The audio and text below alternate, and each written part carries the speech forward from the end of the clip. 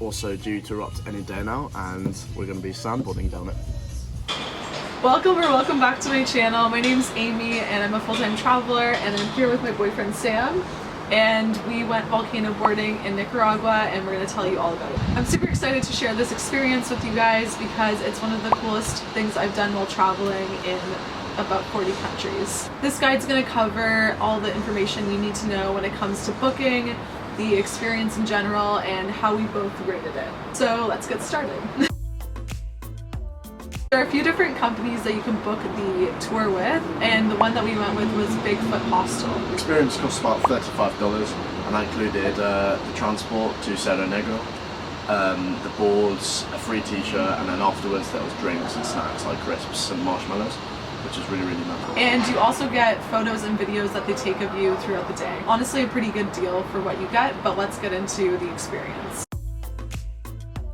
So today we're going to be hiking up Cerro Negro, which is the youngest volcano in Central America, means Black Hill in Spanish. We're currently staying in Leon, which is quite close to it. It's also due to erupt any day now, and we're going to be sandboarding down it.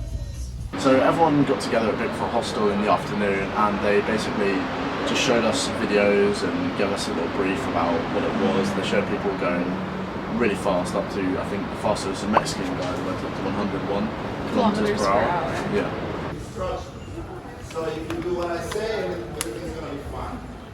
So then everyone hops on a chicken bus, and it takes you all the way to the volcano, which was about 45 minutes or an hour away from the hostel. And when you arrive, you first get your stuff together, and then they explain how everything's gonna go, and everyone starts walking up the hill with their board with them. So for about $5 you could also get your board taken up by locals that just come with the whole group and just aid with the whole expedition, the fun.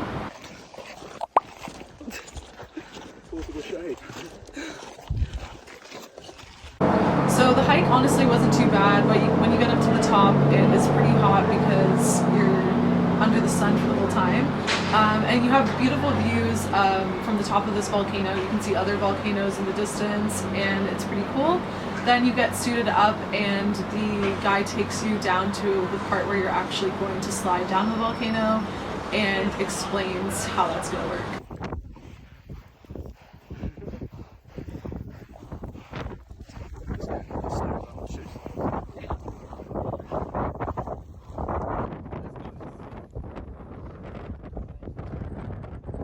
To control the speed, they basically explained if you put your feet flat on either side and the ground side of you, you go really fast. And if you dig your heels in, that's how you slow down, brake. But you can't dig your heels in when you're going super fast, because then you'll flip over and tumble, which happened to me. And a few other people. Yeah. There's also kind of a competition element, because they measure your speed with a speed gun near the bottom, and whoever has the slowest speed, the guy and the girl that have the slowest speed get an ice bucket thrown on top of them, which is quite fun to watch. And a reason to try to go a little bit faster. So we found out when we both finished the volcano boarding that Sam got 47 kilometers per hour, and I was just one measly kilometer slower, 46, which was pretty good because I think the fastest in our group was about 70 or 80 kilometers per hour, and the lowest was 19 or 20. Yeah. And when you finish, you get to watch a really beautiful sunset, kind of going over the volcanoes in the distance, and then everyone gets together at the end and you watch people slide down as the sun is setting. So there's also a party bus afterwards, so at the end of the volcano boarding they do give you some drinks and some snacks, and then there is quite a lot of spirits involved, and as we go on the bus after, they still keep coming around refilling everyone's plastic cups with this liquor, that liquor, whatever, and everyone's blowing music, everyone's sort of standing up dancing all the way back on the bus, which is really fun. And when you get back to the hostel, they have meals prepared for you, whether you're vegan, vegetarian, or all the different options. Yeah, all the different dietary requirement options. And then usually the party carries on after that, because everyone kind of carries on drinking, carries on partying. There's bars you can go around. There was a bar at our hostel as well, and yeah. And you get really a free drink as well when you get back to the hostel. When it comes to rating this experience, I really had a good time. It was probably my favorite day in all of Nicaragua, at least in the top 3.